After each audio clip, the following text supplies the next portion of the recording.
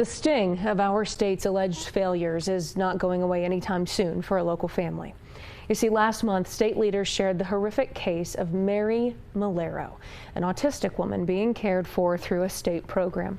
Her caretaker is now accused of torturing and neglecting Malero, leading to her death back in April.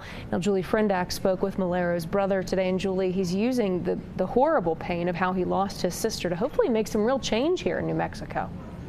Yeah, Tessa, that's his hope. He says he doesn't want any other family to go through this same experience, and he believes it's possible with better communication, stricter requirements, and better laws in general to benefit New Mexicans with disabilities.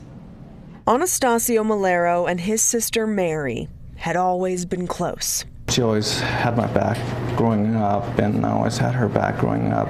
They grew up in this South Valley home together, just 3 years apart. Mary was just a happy person. She was very smart in her own way. A lot of people really didn't understand her, but I understood her very well. Mary Malero had autism and needed a caregiver.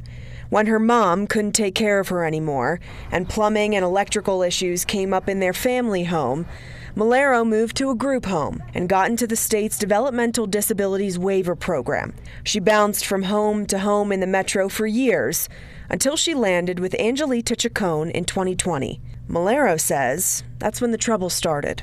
Angel just refused to contact us. I would call, and we tried asking the state if she could stay with my in-laws or she could stay somewhere else, and they denied it. They didn't want us to. You know, I can't go blazing glory and be like, hey, give me my sister.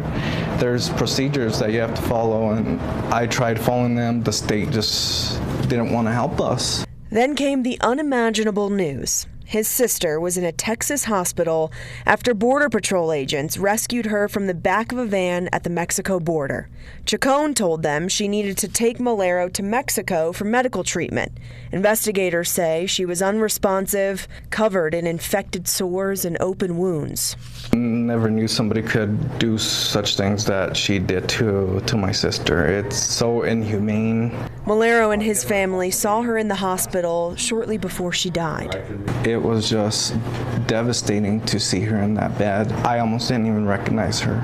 I know her inside and out. I know everything about my sister, and to see her in the condition that she was in, it was almost as if I didn't recognize her. Chacon, her girlfriend Patricia Hurtado, and Luz Scott, who reportedly supplied the van, are all facing charges. But Malero says that's not enough. We want laws changed, and we want requirements changed as well. There's going to be a lot of changes that we're going to ask for on top of the things that they're already doing. Attorney General Raul Torres is calling for several changes to the DD waiver program, like mandatory health and safety checks every 90 days and new civil and criminal penalties for companies and caretakers. It feels like Mary was just a number to him. And Mary is much more than a number. And all the people that are suffering right now, they're not going to be a number.